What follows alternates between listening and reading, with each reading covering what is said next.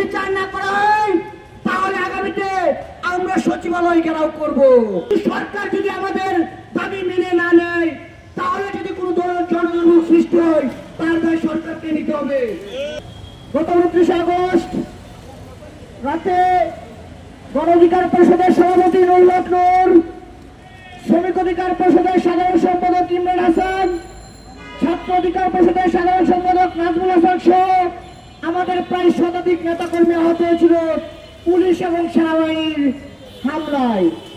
সেই হামলার আজকে 6 দিন পেরিয়ে গেলেও এখন পর্যন্ত প্রশাসনের কাছ থেকে আমরা দৃশ্যমান কোনো পদক্ষেপ নিতে দেখি নাই।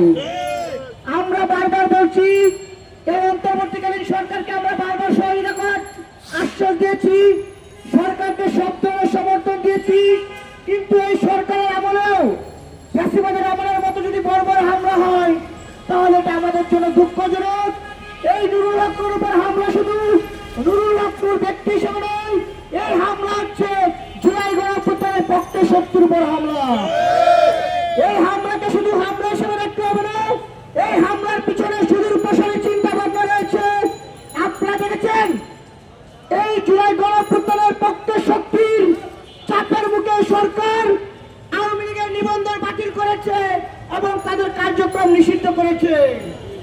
আওয়ামী লীগের কার্যক্রম নিষিদ্ধ হলেও, আওয়ামী লীগের নেতারা দেশ থেকে পালিয়ে গেলেও, আওয়ামী লীগের যারা দূষণ ছিল, যারা পুলিশ প্রশাসনে, যারা সেনাবাহিনীতে, যারা বিভিন্ন আমলাতন্ত্রে জড়িত রয়েছে, তারা আওয়ামী লীগকে পুনর্বাসনের জন্য গোপনে ষড়যন্ত্র চালিয়ে যাচ্ছে।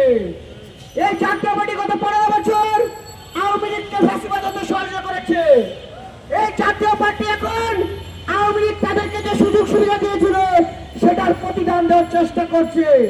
সেনাবাহিনীর কতিপয় সদস্য এবং পুলিশ প্রশাসনের কতিপয় সদস্য আমরা দেখেছি যে আওয়ামী লীগকে পুনর্বাসন করার জন্য জাতীয় পার্টিকে ব্যবহার করছে। আমরা স্পষ্ট বলতে চাই, আওয়ামী লীগের বাংলাদেশে ঠিকানা হয় নাই। যারা জাতীয় পার্টির মধ্য দিয়ে আওয়ামী লীগকে বাংলাদেশে পুনর্বাসন করতে চাচ্ছেন, আপনাদেরকে দেশের জনগণ বাংলাদেশ থেকে বিতাড়িত করবে। আরেকটি কথা বলে আমি আমার বক্তব্য শেষ করব। আমরা বারবার সরকারের কাছে দাবি জানালেও 6 দিনও সরকার কোনো পদক্ষেপ নেয় নাই। আগামীকালকে আমাদের একটি সংহতি সমাবেশ রয়েছে। আমরা সরকারকে স্পষ্ট বলতে চাই, সেদিনকার হামলায় যে সকল পুলিশ সেনাবাহিনীর সদস্য জড়িত ছিল, সিসিটিভির ফুটেজ এবং গণমাধ্যমে প্রকাশিত ফুটেজ থেকে তাদেরকে বিচারের মুখোমুখি করতে হবে। যদি বিচার না করা হয় তাহলে আগামীতে আমরা সচিবালয় ঘেরাও করব। জনগণের দুর্ভোগ হয়, আমরা এমন কোনো কর্মসূচিতে যাব না, কিন্তু সরকার যদি আমাদের দাবি মেনে না নেয় তাহলে যদি কোনো জনদুর্ভোগ সৃষ্টি হয় তার দায় সরকারকে নিতে হবে।